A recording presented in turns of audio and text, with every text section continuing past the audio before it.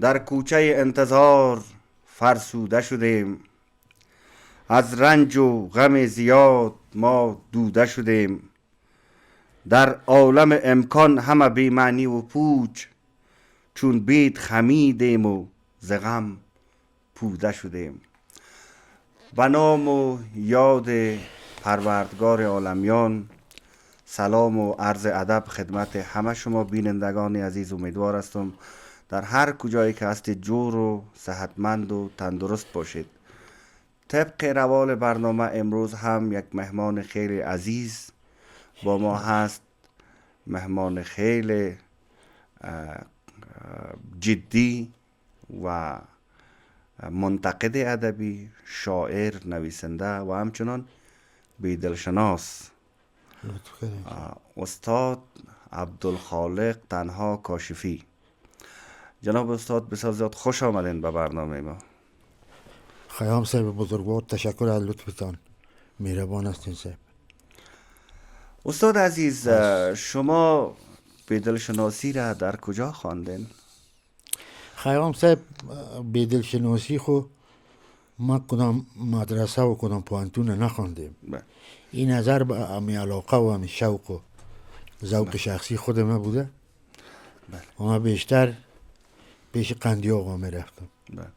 عبدالحمید تاثیر قندی آقا، او را کلگی به نام قندی آقا می بله، خیلی مشهور بودن.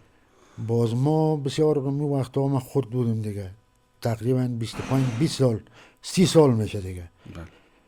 باز وقتی که او فوت کردن بیچاره رحلت کرد، چیز قندی آقا فوت شد، بچهش باز موفق صاحب باز امی رواله دوام میتاله همو هست دیگه. باز ما دموجه دپالوی همو ادبا و شعرها از همو طریق با اشعار بیدل، با سروده های بیدل ما آشنا شدم.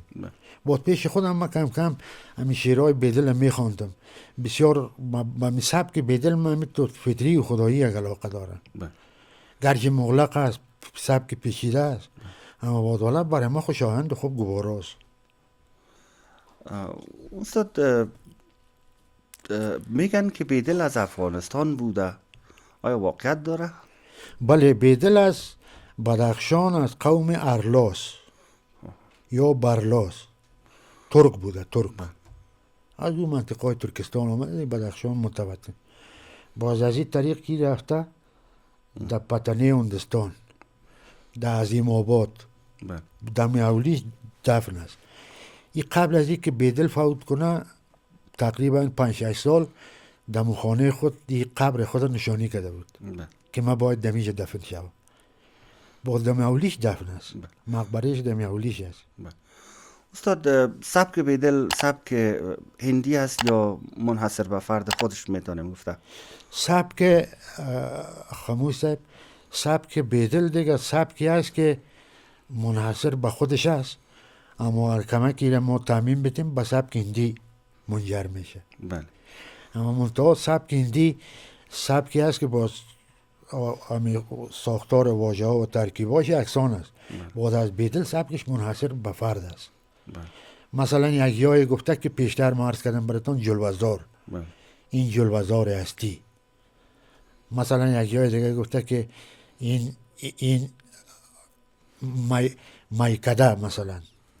خب مایکده استاد میشه مکان است، اما جلوه خب مکان. جلوه‌زار مثلا، جلوه‌زار. یا مثلا یک جای دیگه میگه که مثلا نگاهزار. در یک جای ما دیدم نگاه، ترکیب مکانه با نگاه یکی کده پیوست کرده. واژه هایی است که مثلا اشکده، کده مایکده ما شما میگوییم نی، مثلا درمان کده. بیدل ترکیب های بسیار عجیب و غریب دیگه از پیش خود ساخته در ادبیات فارسی. مثلا انشای تحیر، بیدل سخنت نیست جز انشای تحیر، کو آینه تو صفحه دیوان تو باشه. بیدل سخنت نیست، انشای تحیر مثلا، انشا انشاست، تحیر حیرت است. بیدل سخنت نیست جز انشای تحیر. یعنی در نگاه عرفان و تصوف بیدل صاحب در غیرت هم غیرت هم یکی از عناصر خود عرفان است. بله. انسان کائنات میبینه در حیرت میره. بله. خود سبک بیدل یک تمرین هم بکار داره. تمرینی که ممارست باشه، او را آدم دائم بخوانه، پیش یک استاد هم اگه نباشه آدم امی سبک بیدل صاحب کسی که با اصطلاح با تقوا بخوانه بسیار خودش راهنماییش میکنه در عالم روانی، در عالم روحی. بله. در عالم روحی بیدل صاحب راهنمای آدم میشه. بله. یعنی ما این احساس کردیم چندین بار. ما دیوانش گرفتیم با وضو واز کردیم، وقتی که دیوانش میخوانم اشعارش میخوانم بدون وضو ثقلت ایجاد میکنه. بله. دمی کدام سر خداوند متعال است. زمانی که انسان میشینه درود شریف 2 بار میخوانه، اللهم صل علی ربات بسم الله، دیوانش می جایی که من میخوانم نشانی دارم باز امو شیرا را ولی سخن راست و امو دوازه ما بگویم خودش در عالم روحانی برای من معنا میکنه. استاد از پیچیدگی های شعر بیدل گفتین، تا به حال بسیاری اهل فن هم حتی به خوانش خود روحانی اشعار بیدل برش مشکل هست. شما کدام فرهنگ، کدام کتاب چیز توصیه میکنین برای خوانندگان بیدل که چطور برشان آسان شوه بیدل خوانی؟ اول خو خاموش صاحب امی خود بیدل خوانی یک ذوق بکار داره. بله. ذوق مثلا شعر هم که آدم میگه یک ذوق است. بله. این حال همین ذوق استعداد پرورش و خوبتر است. بله. به نظر من است دیگه. باز پیش کسی که راجع به سبک بیدل یا اشعار بیدل تجربه خوبتر داشته باشه که پیش ازی شاگردی کنه بهتر است. هنوز خوبتر و بهتر است. چرا بسیاری اشعار بیدل غامض است، پیچیده است. مثلا میگه سیر فکرم آسان نیست، کوه همو کتل همو کوه و کتلی که در شعر بیدل است او دیگه چیز است. از تصنع رنج معنا باختیم، از تصنع رنگ معنا باختیم، خانه تاریک است از گلجام ما. بسیار شعر بلند است نه؟ خانه تاریک است از گلجام ما چیزهای ساختگی کردیم اما باطن خدا ندیدیم. دیگه چی است؟ باطن تاریک است، ظاهر روشن است. برخلاف است. دیگه بیدل در عالم فطرت است.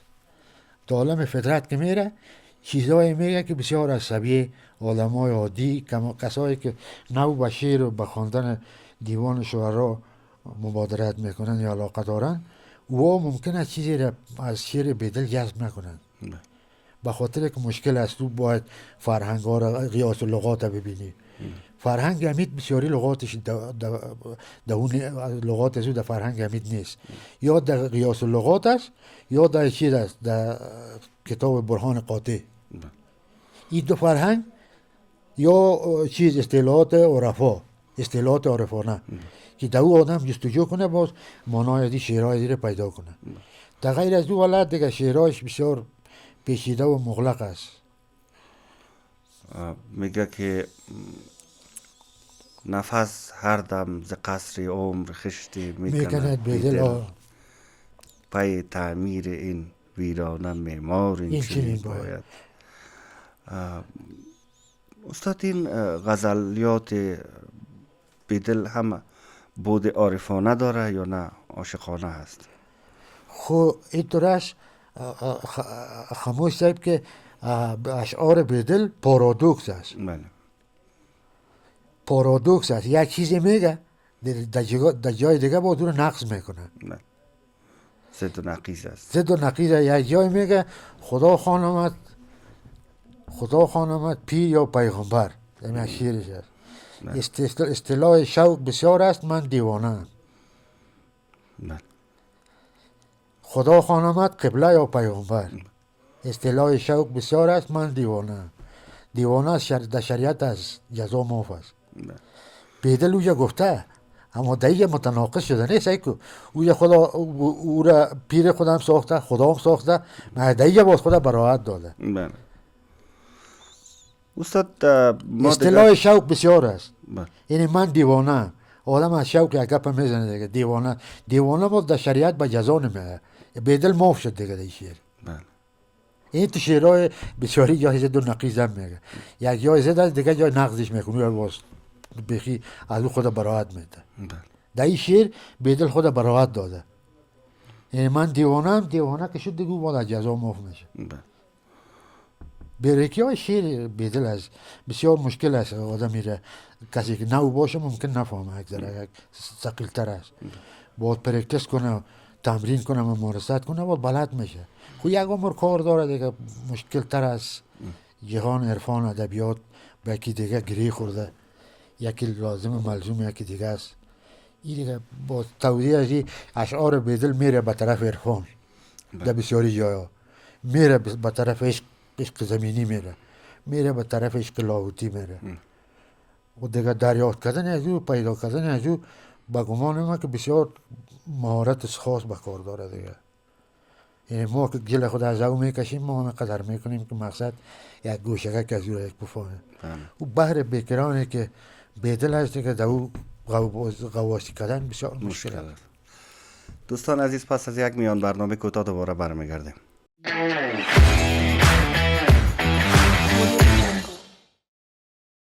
دوباره خوش آمدین.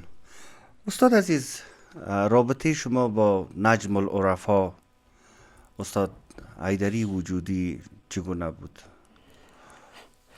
خاموش، ما از همون وقتهایی که صنف دای مکتب بودم، صنف 8 بودم، صنف 9، ما با حیدری صاحب بسیار ارادت خاص داشتم. تقریبا از سالهای 62 63 64 65 تا این حاله که تا در سال 90 چند بود فوت کرد، 98 بود. 98 بود. کرونا با از اثر کرونا فوت کرد. کنه. دیگه حیدری صاحب بسیار آدمی بود که چوب بود، اما در باطنش بسیار یک بحر خروشان غوغا میکرد. در باطنش چوب بود، اما خاموشی هم نصف علم انسانه. باز او یه میشیشتیم، ما یک وقت یک آدم به ما وظیفه داد، گفت برو می آثار ما را در کتابخانه ما جمع کو، به نام غلام حبیب نوابی، یکی از نویسنده های ما و شما بود، از این کودامانه. باز ما ایره که جمع میکردم، حیدری صاحب خوب جوان بود دیگه، همین تو خودت دواره، ما همین تو بچه ها واره بودم. از من که او بزرگم بود، یک 20 سال 18 سال کلان بود. خب من دیگه صنف 8 و 9 بودم، آثار از او مرا گفت که باش من قدرت کمک کنم. در شعبه مجلات کار میکرد او وقت. باز این مجلای را که نوشته های غلام حبیب نوابی بود برای من پایان کرد. باز نشانی کرد گفت اینی را اینجا است، در شماله جواندون سال چند اینجا. همونجا مرا گفت کاری که تو میکنی بسیار مشکل است. یا آثار کسی را که جمع میکنی، یک استعداد بسیار بلند به کار داره، خدا مغفرتش کنه. ریشش هم اون وقت کلمه بود، خب جوان بود دیگه، مویای خودم میتشانه میکرد، میدش از کتابا پر بود. ما که دیدم گفتم والا این حیدری است. بعد از این دیگه باز من علاقه گرفتم به این صحبتاش بیاش. ما که در درس مثنوی معنوی میرفتیم، پسان میرفتیم، مثنوی معنوی مولوی از قرآن بر زبان پهلوی. همون بسیاری مردم در زبان میگه بر زبان پهلوی. باز مثنوی را خوندیم، مثنوی ما دکان وحدت است باز حیدری صاحب دیگه می درس میداد، سرش هم شور میخورد، کسی به زبان از اون نمیفهمید، ما بلد بودیم. ما و جناب قدره صاحب همین کتابای ما را جمع کرده. باز از من که قدره صاحب زیاد علاقه داشتی، زیاد میرفت. ما خود از وظایف عسکری مشغول می بودیم، او قدر رفتن نمیتونستم. در درسا هم اگر 2 ماه بعد میرفتم، باز یک کلاه را میفهمیدیم، اون نوشته بود که اشخاص چیز همین یکی از این شعرهای عرفان دمو عکس شده بود، دمو کلاهش بود، مردان وارسته، این دمو کلاه. باز خودش هم همین شعر مانا میکرد و شعر میخوان. باز اون حلقه درسش روزهای پنجشنبه بود، بعد از 2 بجه. زمانی که فوت شد دیگه دروازه کتابخانه آمان بسته شد دیگه، من تا بال کتابخانه آمان که برم جگرخون میشه، همون شعبهش میبینم دیگهش، همون جایشه، بسیار سر من بد تاثیر میکنه، یک رقم باز مرا متاثر میسازه. باز با زیاد از دیگه خاطرات ما میشستیم، قصه میکرد از عسکری خود، میگم در لوگر من عسکری بودم. بازم که قصه مرا گفت که یک شعر مثل بیدل وارث، فکر طبیعی که کسی که از بیدل تقلید کنه خانه دیوخانان وارث. باز من گفتم استاد همین دیوغانان حالا من نفهمیدم. من میره اگر یک کمک توضیح بدی. گفت خانه های دیوغانان طور است که رویشان خوب خوشنمای است، پشت سرشان بیادبی و کثافات است. خدا ببخشه. گفت صوفی صاحب مرا همین تو گفته، من این گپ صوفی صاحب به تو میگویم. گفت شعر که مثل بیدل باره میگویی مگر به بیدل رسیدن بسیار مشکل است. گفت شعر بس چیزی که از خود داری از خود بگو. تقلید اگه میکنی هم کم تقلید کن. تقلید چندان گفت پیشرفت نداره. استاد یک شعری از حیدری وجودی شادروان است. گردش چشم سیاه تو خوشم گردش می‌آید. چشم سیاه تو خوشم میآید، تن و تن پوش سیاه تو خوشم میآید. ما میفهمم که برداشت جوانان از این چی است. من یک روز با حیدری صاحب گفتم والا گفتم در این وقتا استاد ما حاجی صاحب میگفتمش و عجم کرده بود. گفت که من وقتی که در طیاره سوار بودم، من از این طاقه که طیاره وقتی که طیاره پایان میره، من مکت الله شریف دیدم سیاه بود، تن و تن پوش سیاه تو خوشه. گفتی شعر ما با کاوه شریفه است. من گفت نه کدام عاشق بود کسی بودم، نه گفت عاشق یک چشم ابروی کسی. من گفت از این کارهای عشق دنیوی شعرهای من نیست. اما تن و تن پوش سیاه تو کاوه شریفه هم که یک سیاه داره نه ابریشمیست. گفت تن و تن پوش سیاه تو خوشم میآید. این شعر گفت به او اشاره است. این شعر ما گفت اصلا تلمه گفت به او است. این گفت تلمه است یا اشاره است با موضوع چیز مکی معظمه. و پیر جوانان حالتی توضیح میده کدام دخترم دیده باشه من تن پوش داشته باشه. گفت هر کس دیگه ذوق داره شعر به او تعبیر میکنه. ما با شعر که گفت از زبان انسان از قلم برآمد، او دیگه از مال انسان میبره از زیر دسته. او میره دیگه در جامعه. هر کس برداشت خود. هر کس برداشت خود داره دیگه. بله. با استاد با قهار یاسی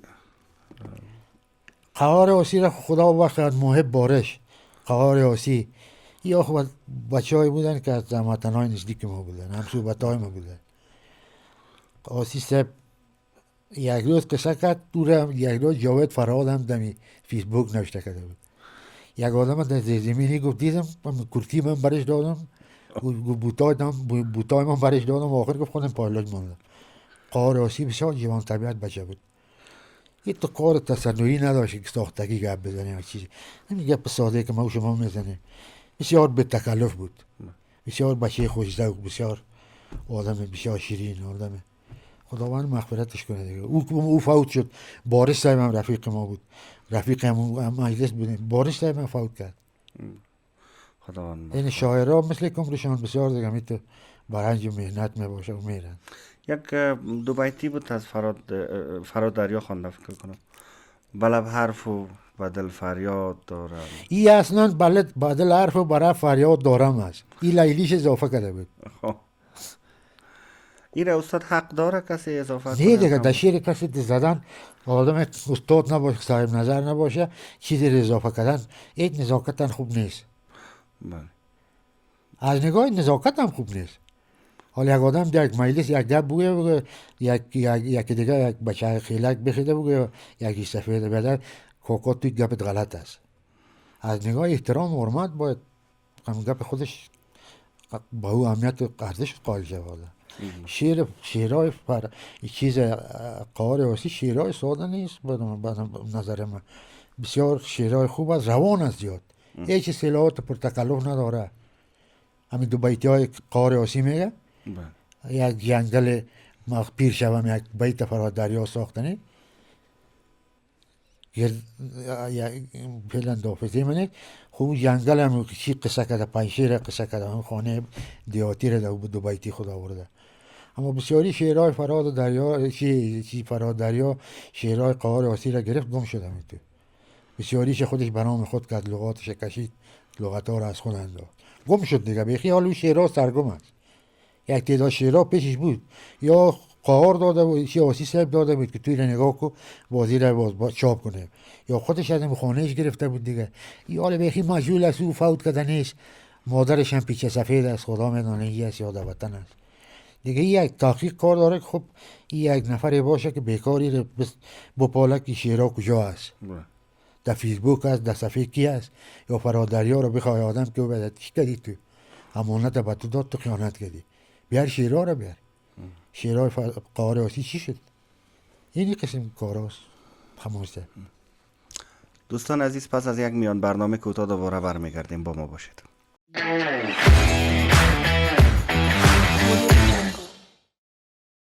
بازم خوش آمدین بینندگان عزیز.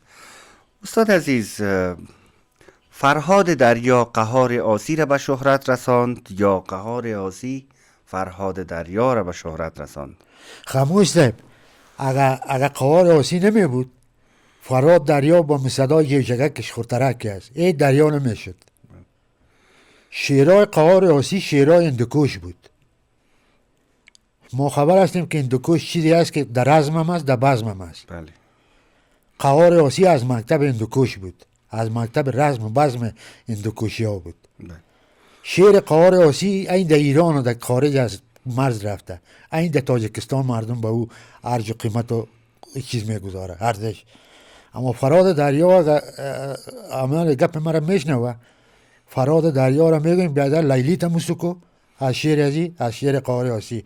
دیگه شعرهایی را که سرقت کردیش بکش، شعرهایشه، شعرهای وطندار ما را نشر کو. اگر نه بود ما پشت تا میگیریم، در فیسبوک بود ما لایت نمیتون باز.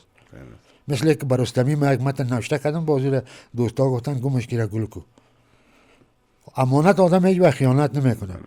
ای مادر شهریار در فیسبوک گفتم این پیش من نمیاد، بوی بچه میاد.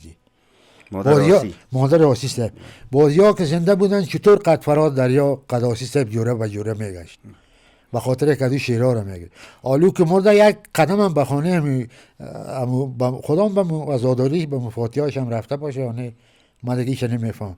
بعد از رفاقت زیاد سگلید فرهاد دریا امریکا رفت و این چیز در قول آبچکان رفت. آسی صاحب از این کده او فراره. اما مردن تو رقم مردن است. قهار آسی اگر مرده پیش ما زنده است، او که در امریکاست او مرده حساب میشه. مرده آن است که نامش به نکویی نبرد. سعدی ها مرد نکونام نمیرد هرگز. مرده آن است که نامش به نکویی نبرد. نام هنرمند یک صداست دیگه، او را چی نامش به نکویی میبره؟ آسی او را به بلندار رساند، به اوج بالاش کرد. دو بیتی های آسی بود. نظر من شخصی میخوام این چیزه.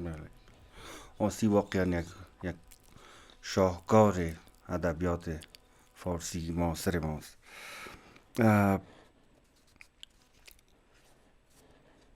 استاد عزیز، وضعیت شعر جوان امروز افغانستان را چه ببینید؟ چطور هست؟ خموش صاحب، اول خب باید ما بگوییم که شعر امروز نام خدا بسیار شعر خوب است. ما از ته دل میگویم. اول سرودهای خودت ما که میخوانیم، خود در مجالس مشاعره که میشه، ما شعرهای خودت دقیقه به دقت میخوانم، از دیگه رو میگم این شعرهای بیشی از خاموش صاحب خوب به دقت بخوانی بیاده که با وضعیت موجوده خوب مطابقت میکنه. یعنی شعر خوب است، مگر یک جای مرکزیت که داشته باشه کلشان خوب است. یک ذره متفرق است کلگی. یک نفر از کانادا شعر میگه، یک نفر از کابل شعر میگه، یک نفر از تاجیکستان، یک ذره تیت است دیگه. منسجم شوند. باز اگر منسجم شوند، همین فیسبوک هم خدا خیر بده که همین هم کلگی منسجم کرده. اینی تو انسجام که باشه، شعر انشاءالله دالت بالیدن است. جوانا از خوب شعر میگن نام خدا. با در قدم اول ما مش نمونه خربار شعرهای خودت من بسیار خوش میکنم. چرا هم تو جذبه فطری داره، در او کدام کار تصنع و شهرت نیست. بسیاری شعر به شهرت جور میکنه، بازی رو پیش فلانی روان میکنه که جور کو. مثلا یک شاعر است، اجازه است که من بگویم یا خیر همین که بگوین خودش مشناسه، خودش خودم میشناسه. یک شاعر است در استرالیاست، نامش نمیگیرم، زن است، شعر میگه و مردم پیسه میده که وا برای شعر بگوه. میخره شعر میخره، شعر پیسه میده دیگه، که شعر میسره بازور میای خودش دیکدیمه میکنه که من شاعر هستم. ما 2-3 دفعه در صفحه گفتم کی کاره مرا باز ما بخی قطعش ارتباط خود قطع کرده. این چی حالا سو بگه شعر بخرج با در چی دکنیمه که ما شاعر هستم. این دزدای چراغدار میگن. دزدایی هست که چراغ هم داره دزدی هم میکنه. خدا از یا نگاهی بکنه استاد عزیز. استاد شما چند مجموعه شعری تا به حال دارین؟ خموش صاحب از ما یک مجموعه که خورد بود در سال 1389 ما او را چاپ کرده بودم. او خلاص شد بالا به می دوستا و رفیقا دادم. یک جلد از او پیش من در الماری است. ما یک روز در نشرات میوند بودم، یک 500 جلدش پیش از او مونده که همون را بخیر بگیرم بود به دوستا بودم. دیگه یک مجموعه دیگه که هست اینجا پیش ماست. اینی را تازه اینی را در تاجیکستان چاپ کردن. ماجرای آرزو. ماجرای آرزو. به خاطر از اینکه ما امکانات نداشتم چاپ کردن که تاثر هم یک درآمد یک هزینه میخواد. در این حال ما نان خوردن نداریم. ما که اصلا یک آدم میگه بعد کتاب چی میکنی نان خوردن نداری. در خانه درد نیست، در دوم بدنو داد تندوره. ما به خاطر همین بیچاره رنگبر صاحب همین زحمت قبول کرد، وزیر در چیز تاجیکستان چاپ کرد. استاد هزینه از ایره کی پرداخت؟ هزینه از ایره یک دکتر صاحب به نام دکتر صاحب تیموری بسیار جوانمرد آدم است. با هزینه از ایره تقریبا دیگه 400 دلار میشه دیگه. وزیر همو پرداخته. ایره قدره صاحب کتاب مرا خودش جور کرده جمع کرده. قدره بقایی در مجلس‌های ما و شما میاد که بشناسیم. قدره صاحب هم بسیار آدم بسیار شاعر خوب و بسیار پژوهشگر، نویسنده و شاعر، بسیار بچه خوب، خوشخلق، بسیار با ظرافت خوب. همه قدر زحمت کشیده بیچاره دیگه. استاد این مجموعه شعر هست؟ این مجموعه دوم است. خب این مجموعه دوم شعر است. دیگه پناه به خدا که ما حیات باقی بود که مجموعه سوم هم چیز کنیم یا همین مجموعه آخری ما خواهد. استاد در قسمت‌های رباعی من خواندم تراژید شده شعرهایتان بیشتر. والا خموش صاحب از رباعیات اگر یکی دو تا از رباعیات ما بخوانم. بله استاد. خوب باشه. چندین عید بیاید گذرد، نیروی وجود عمر با خود ببرد. آخر برم از این جهان سوی عدم، این جامعه عمر کس مخر را که خرد. جامعه عمر کس مخر است نی؟ بزور سر آدم این متاع کس مخر را برکه بفروشم بزور. بیتاب صاحب میگه تنهای از این رباعی از اشک بخوان، مرگت برسد بهار و یا فضل خزان. نه عید به دردت بخورد نه گل و مل، بیخی تو فراموش شوی نکته بدان. یک رباعی بر مادر گفته بودم. یک رباعی و مادر مدار خدا مغفرت کنه. خورسندی ما یادم که قربان سر و صدای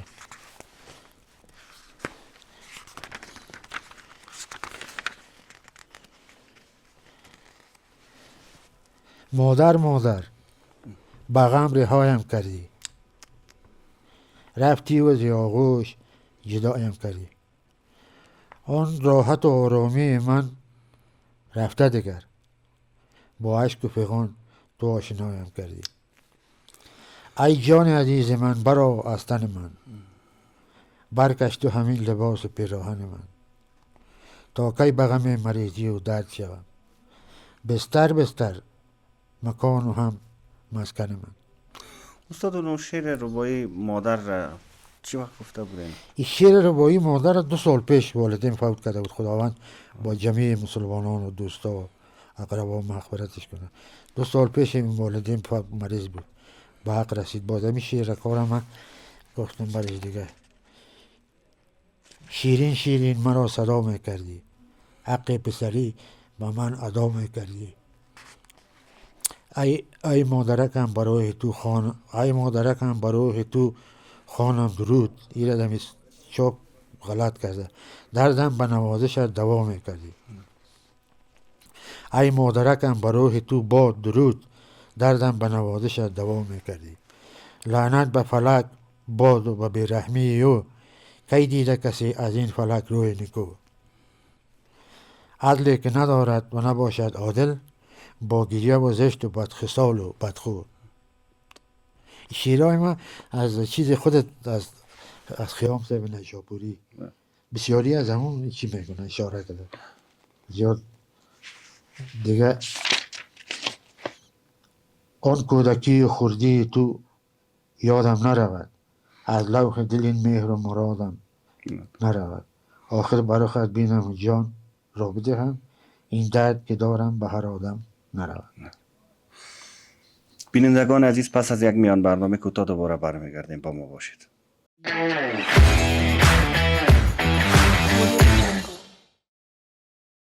دوباره خوش آمدین. استاد عزیز، اگر برگردیم به گذشته دوران‌های طفولیت و نوجوانی و جوانی، درس و تحصیلات را در کجا به پایان رسانیدید؟ خاموش صاحب، من خب تا صنف دوره صنف سیره در مکتب ابتدایی پنشیر بازوش، چون پدرم در کابل وظیفه داشت، از دیگه من سه پارچه شدم کابل آمدیم. باز ما در کوته سنگی در مکتب محمود اوتکی ما بودم تا صنف 4 و 5. باز ما در خیرخانه آمدیم. یه پدر من خدا مغفرت کنه، یک خانه را در خیرخانه گرفت، از اون خانه ارزان قیمت. ما خیرخانه آمدیم، با صنف 4 و 5 آمدیم مکتب نسوان خیرخانه، حالا تغییر کردن آماج دیگه. تا صنف 6 باز من اینجا دوره ابتدایی را خواندم. نسوان نمبر 8 بود. آل بنام نسوان نمبر 8. آل بنام مکتب بیاوا چی هست این یک نام. باز دوره متوسطه را در لیسه خیرخانه. باز 3 سال دیگه من که من رفتم در لیسه عمر شهید نادریه. بله. صنف 12 دیگه من خلاص شدم، چون در اون وقت یک ذره شرایط جنگی بود دیگه بود. ما عسکری میبرد، باز پدرم گفت تو بیادم تب عسکری پلیس برو، تب نظامی بود. باز من در اکادمی پلیس نامنویسی کردم، با مدمدم کامیاب شدم. باز مدت 3.5 یا 4 سال ما درس خواندیم، سر ما کم درس خواندن به خاطر که بسیار ضرورت است. باز در سال 60 من دیگه فارغ شدم، در آخر سال 60، چون من به مسلک تب ما قدر علاقه نداشتم. پدرم من میگفت دمی مسلک برو که نام داره. ما گفتم ما در مسلک میریم که نامش نداشته باشه. ما گفتم مسلک ادبیات من علاقه دارم، من دمی میباشه. کتابا رو زمانی که من میخواندم کتابخانه و خیرخانه وقت دمی پالی اوزه بود. من هیچ درسای مکتب و انستیتوتی ها رو نمیخواندم. من میرفتم که کتاب قصه نویسی و رضا براهنی و کتابای اکرم عثمان دو وقت داستانای کوتاهش بود. کتاب تولستوی جنگ و صلح او را میخواندم. کتابای رمان یا را زیاد میخواندم. باز من را میگفت که تو همین کتابا رو میخوانی درس خود بخوان، خوبتر است. و خلاصه من بعد در پالوی ادبیات با تبم شد و ادبیاتم شد. من را گفت که می 2 دانه تربوز در دست گرفته نمیتونی. من گفتم حالا خب من 2 دانه تربوز در دست گرفته. خود در پالوی از او مگر ادبیات پیش رفت، در عرصه زندگی شخصی من تبابت عقب موند. من پشتش به خاطر دیگه من پشتش نگشتم دیگه. علاقه نداشت. چیزی که علاقه نداشته باشی قدر بدل آدم نمیشه، از پس چنگم بدل نمیزنه. من سر کارم به شعر شده، به ادبیات شد. باز دیگه در سال 68 یا 69 بود که من دیگه عروسی کردم. تا اون وقت من مجرد بودم. زمانی که ما عروسی کردیم دیگه شعرم یک ذره مطالعه‌ام کم شد، شعرم نمی آمد دیگه، در فکر آدم مصروف اقتصاد زندگی شده. باز دیگه سر از اونم که مشکلات بود و اقتصاد بود و من باید کار میکردم، این مسئولیت پیدا شد. وقتی که آدم مجرد در حالت تجرد میباشه تجربه آدم او دوره خوبتر است. به خاطر که فوکس من سر مطالعه و شعر بود. زمانی که من دیگه متأخر شدم باز او زمان دیگه مشکل شد. آدم در وقت مجبور که یک منان پیدا، مسئولیت من زیاد شد دیگه. سرودن شعرم کم شد. خب سر از او من توازن نگاه میکردم، اما توازن ادبیات من میدیدم که بالا میرفت، این توازن طب کم شده میره. و دوستای ما کسایی که هست کلان دکترها، من پشتش نگشتم دیگه. من در حالتی که در انستیتوت طب نظامی ما 400 بستر بود، ما برآمدیم بخش پلیس بودیم، ما 400 بستر. وقت پلیس چیز نداشت، قدر کادرای مسلکی نداشت. ما را زود فارغ کردن که یا باز جبهات ما را روان کردن و در ما چک وردک رفتم، در غربان ما در وظیفه می رفتیم، در شمالی خو ما در قطعات که بودم هر روز وظیفه اینجا در سرای خوجه ویجا هر روز کار ما بود.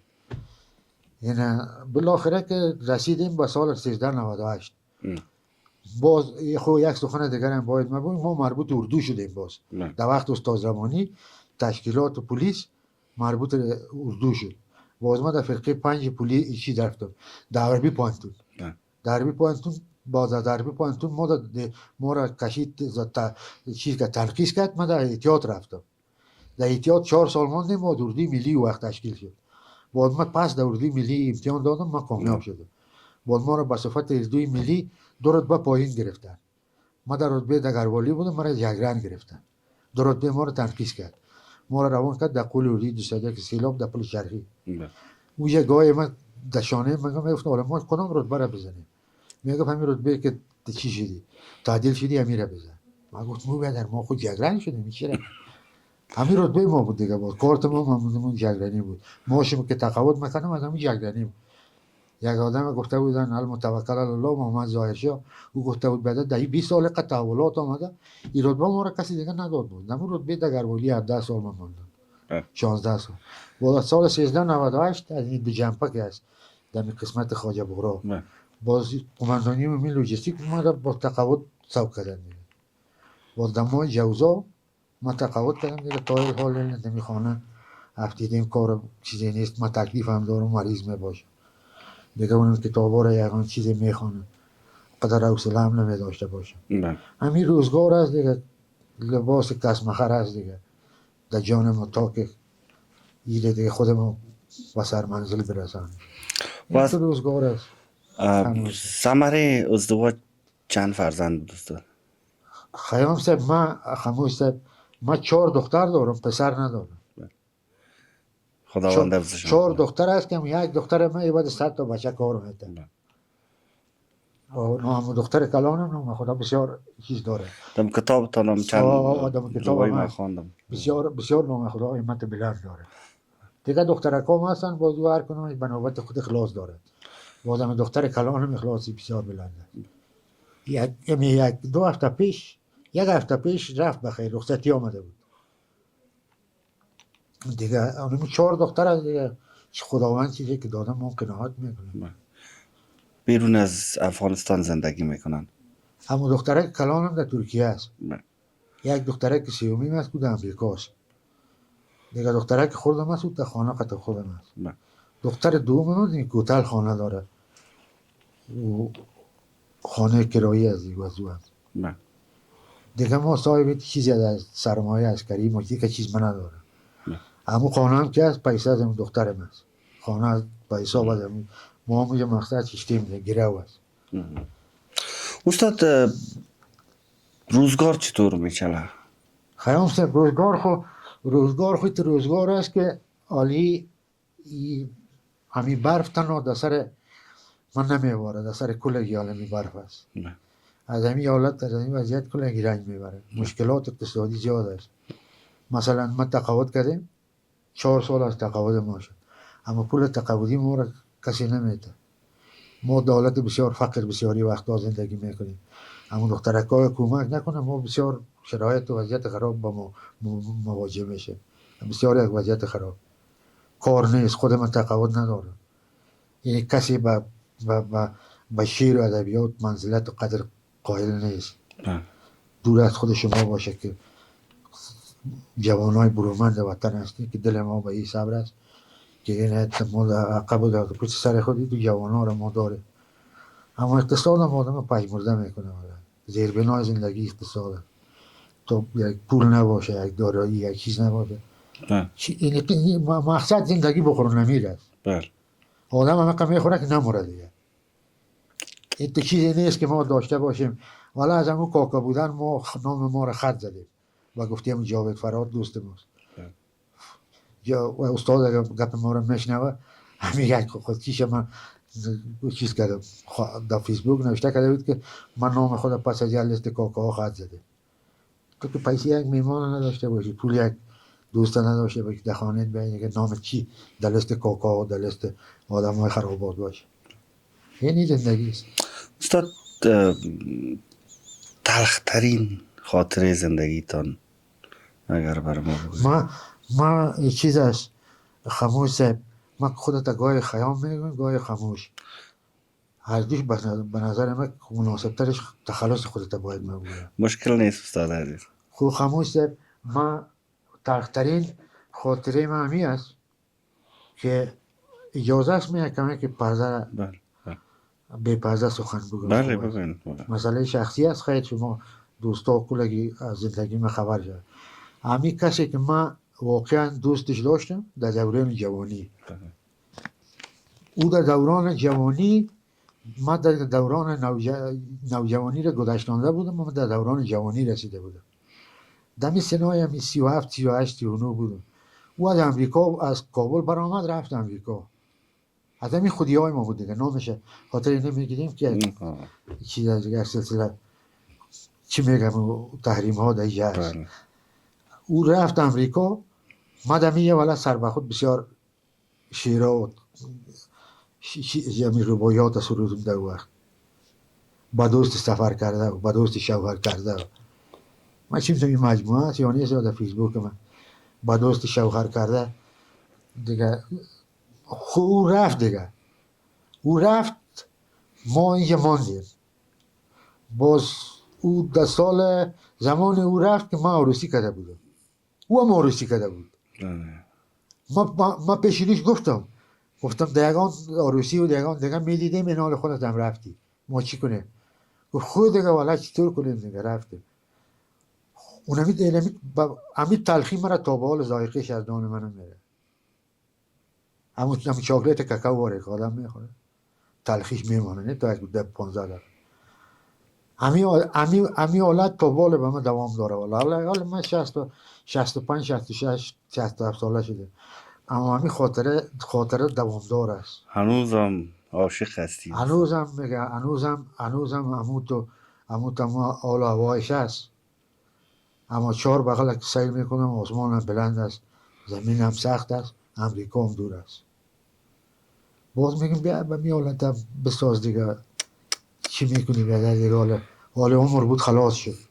حالا ما چقدر دیگه زنده میباشیم، چقدر درد بخوریم، چقدر دیگه درد بکشیم.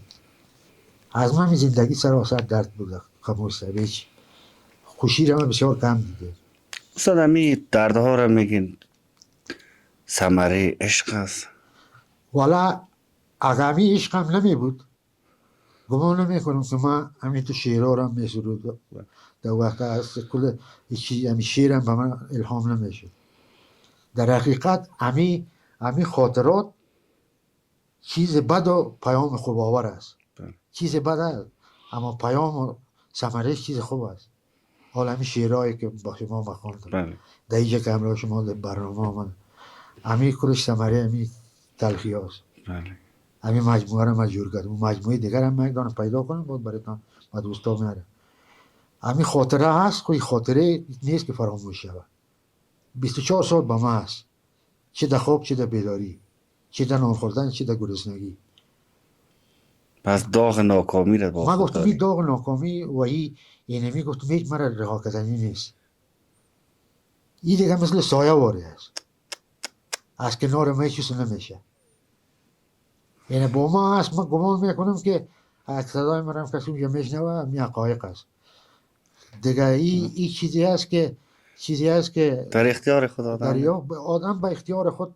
یکی همی هیچ اختیار نمیخواه، یکی همی شوق بسیار ذوقی که داشته باشه آدم به کسی، او هم از اختیار خارج است. در عرفان مثلا آدم ذوقی که می داشته باشه، او هم از اختیار خود انسان خارج است.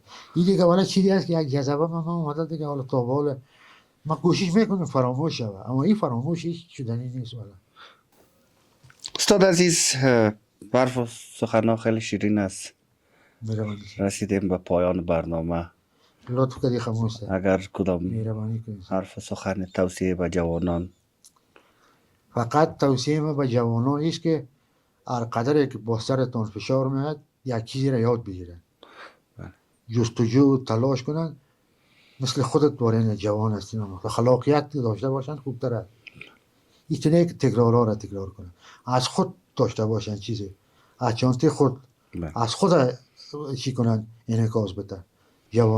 جوانای ما انشالله گرچه وضعیت خوب است، خداوند میروان است که انشالله وضعیت خوب شود، خوب میشه.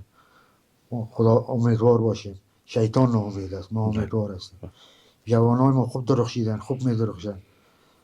یعنی خودت هم که مش نمونه خروار ما پیشتر هم عرض کردم، نمونه جوان هست. یعنی نام خدا به قدر خلاقیتی که داری انشالله آینده تمام جوانان ما رو خداوند خوب کنه. قربانتان استاد عزیز، بس از تشکر که لطف و تشکر افتخار بخشیدین به برنامه ما. تا اینجا زحمت کشیدید. لطف دوستارم پشت صحنه که هستن، از همشان من اظهار محبت و تشکرات میکنم که یکی فقیر سر با تقصیره. افتخار ما هستیم استاد عزیز، لطف کردین. من از شما بسیار کمال خرسندی به خود دارم. ما بیخی دم جامعه نمیگنجم که باشون جوانا ما در اینجا یک مجلس تا به حال بودم تا این دم.